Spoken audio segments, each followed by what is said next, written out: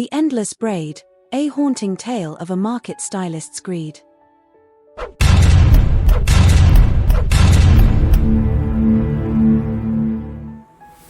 In the heart of Kano, a lively city where cultures merged, markets thrived, and stories whispered through winding alleys, stood the famed Sabon Garri market. Here, stalls brimmed with spices, fabrics, and trinkets, while the air buzzed with laughter, haggling, and the sounds of merchants advertising their wares. Among these bustling stalls was a small, brightly decorated hair salon owned by a woman named Joy. Joy was not just any hairstylist, she was known as one of the best. Her hands worked wonders, crafting braids and twists that transformed ordinary hair into exquisite art.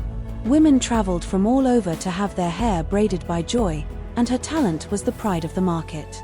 However, Joy's skill came with a price, and it was steep. Over time, she had developed a reputation for her exorbitant fees, refusing to lower her price for anyone. She was certain her skill demanded respect and believed that those who valued it should pay without question. One humid morning, as the market stirred to life, a striking figure appeared at the entrance of Joy's salon. She was a tall woman, with skin that seemed to catch the sunlight in a way that made her glow softly. Dressed in a simple, elegant gown, she exuded an air of mystery. But her hair was what caught everyone's attention. It cascaded down her back in soft waves, thick and luxurious, reaching nearly to her waist. "Good morning," the woman said softly as she entered, her voice almost melodic. "I've heard you are the best braider in all of Kano." Joy's lips curved into a proud smile. "That would be true," she replied, standing a little taller. "My hands have braided the hair of many women, each leaving more beautiful than before." The woman smiled warmly. "Then I would like you to braid my hair. Something intricate, something special." Joy's eyes lit up as she examined the woman's hair. It was the perfect canvas for her art. But as she considered the job, she remembered her fees and quoted her price without a second thought. The woman's brow furrowed slightly. "That is quite high," she murmured. "Would you consider lowering it just a little?" Joy's smile vanished, her eyes hardening. "My prices are not open to negotiation," she said firmly. "The quality of my work speaks for itself. If you cannot afford it, perhaps you should find someone else." The woman studied Joy carefully, her expression unreadable. Then, with a gentle nod, she replied, "Very well, I will pay what you ask. But I expect a job worthy of such a price. And be warned," she added, her tone shifting to something cooler, almost chilling, "there are consequences for those who do not deliver what they promise." Joy waved her hand dismissively. She was accustomed to difficult clients and had always managed to exceed their expectations. She led the woman to a seat and began to work, her fingers weaving quickly through the thick locks of hair. The woman closed her eyes, appearing serene, as Joy's hands moved skillfully, weaving and twisting each strand with the confidence of an artist. But as Joy worked, something strange began to happen. Each time she completed a braid, 2 more strands of hair seemed to appear in its place. She brushed it off at first, thinking her eyes were playing tricks on her. But with each passing minute, the hair seemed to grow thicker, longer, and denser. No matter how much she braided, there was always more. Hours passed, and the woman's hair seemed no closer to completion. Sweat beaded on Joy's brow as her fingers ached from the constant movement. Morning turned to afternoon, and as the sun began to dip, the shops around her started closing one by one. Her colleagues looked on curiously, wondering why Joy was still working on a single client when she would typically have braided the hair of several women by now. "Is everything all right, Joy?" one of the neighboring vendors called out, peering into her shop. Joy forced a smile, though worry was creeping into her eyes.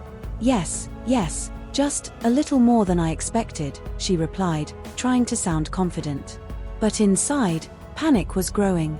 No matter how much she braided, the woman's hair kept multiplying. She could not understand it. Her fingers were raw, her arms aching, and yet the woman's hair continued to cascade endlessly. The mysterious woman sat calmly, her eyes closed as if she were in a deep trance, seemingly unaware of Joy's struggle. As the last shop in the market closed, leaving Joy's salon the only light in the darkness, she could no longer contain her desperation. She called out to her colleagues, "Please, I need help.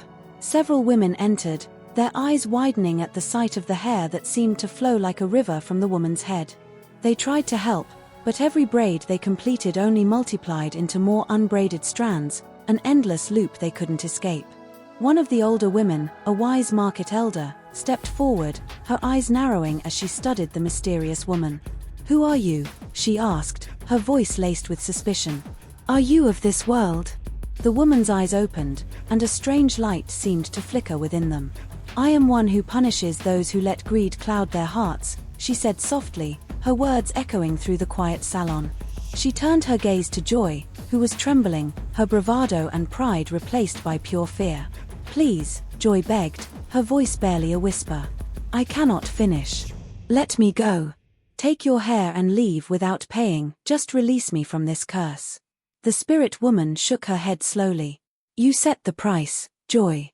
You chose greed over kindness. Now, you must complete what you promised." Joy fell to her knees, pleading, "Please, forgive me. I was wrong. I swear I'll change."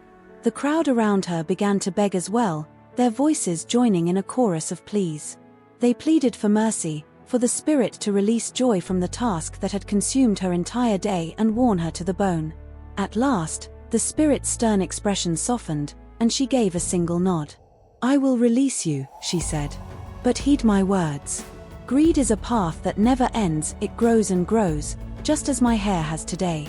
If you continue down this path, you will find yourself forever ensnared, unable to escape its grasp.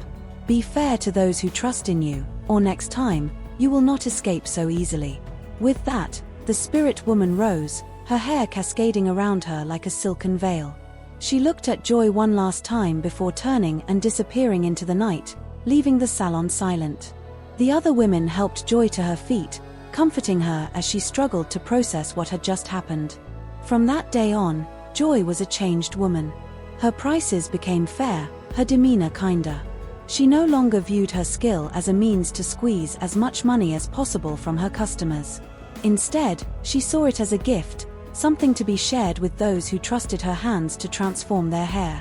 The story of the spirit woman spread through Sabon Garri market, a tale of caution whispered from vendor to vendor, customer to customer.